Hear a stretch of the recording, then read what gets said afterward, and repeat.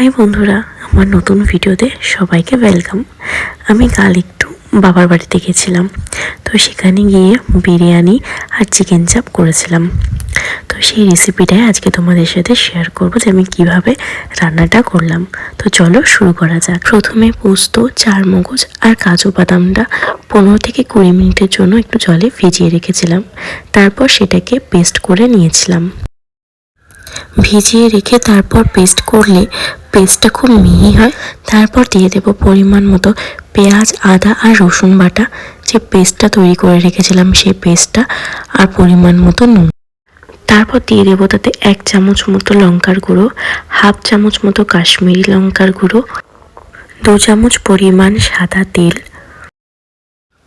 1 চামচ জিরে গুঁড়ো, 1 চামচ ধনে গুঁড়ো, 2 থেকে 3 ড্রপ মতো মিঠা আতর, 1 কাপ পরিমাণ টক দই, আর শুকনো কলায় ভেজে রাখা 1 থেকে 1.5 চামচ মতো বেসন। এতে একটু ফ্রেশ ক্রিমও দেওয়া যায়, কিন্তু আমার কাছে ছিল না বলে আমি স্কিপ করে গেছি। আর দিয়ে দেব 1 চামচ পরিমাণ গোলাপ জল, 1 চামচ পরিমাণ কেওড়া জল। আর হ্যাঁ, সাথে বিরিয়ানি মশলাও দিয়েছিলাম কিছুটা। চিকেন চাপ করতে গিয়ে এটা বুঝলাম যে মাংসের পিসগুলো যতটা ছোট হবে, মাংসের মধ্যে ততটাই মশলাটা ভালোভাবে ঢুকবে। তারপর ভালোভাবে মশলাটা মাখিয়ে নিয়ে ফ্রিজে রেখে দেবো 8 থেকে 1 ঘন্টা মতো মাংসটা ম্যারিনেট হওয়ার জন্য।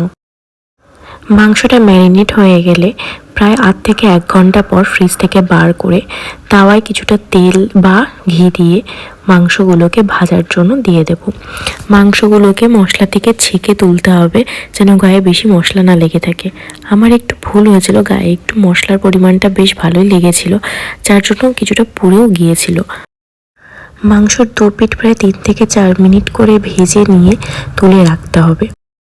তারপর আলাদা একটা পাত্রে কিছুটা তেল দিয়ে তাতে গোটা গরম মশলা আর তেজপাতা দিয়ে ফোড়ন দিয়ে নিতে হবে। তারপর যে বাকি মশলাটা ছিল সেই মশলাটা দিয়ে ভালোভাবে কষে নিতে হবে যতক্ষণ না তেল ছাড়তে শুরু করে। তেল ছাড়া শুরু হয়ে গেলে তার মধ্যে ভাজা মাংসের টুকরোগুলো দিয়ে আবারও একটু কিছুক্ষণ কষে নিয়ে তাতে গরম জল দিয়ে ভালোভাবে ফুটিয়ে নিতে হবে। তাহলেই আমাদের রেডি হয়ে যাবে চিকেন চাপ।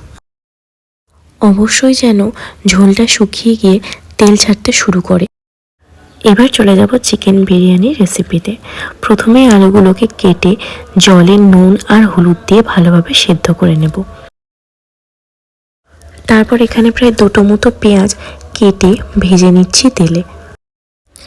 পেঁয়াজটা ভাজা হয়ে আসলে তাতে হাফ চামচ মতো আদা রসুন বাটা দিয়ে পেঁয়াজটাকে আরও ভালোভাবে কষে নেব।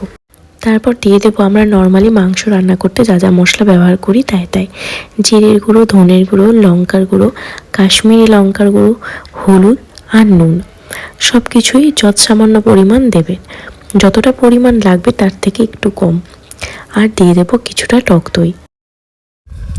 তারপর কিছুটা নেড়ে চেড়ে মাংসগুলোকে দিয়ে দেব। মাংসগুলো দিয়ে ঢাকনা দিয়ে বেশ খানিকক্ষণ কষে নেব। বিরিয়ানি করতে গেলে একটু লক্ষ্য রাখতে হবে বিরিয়ানির মাংসে যেন বেশি মশলা না পড়ে। এভাবে রান্না করলে বিরিয়ানিটা খেতেও খুব সুন্দর হবে।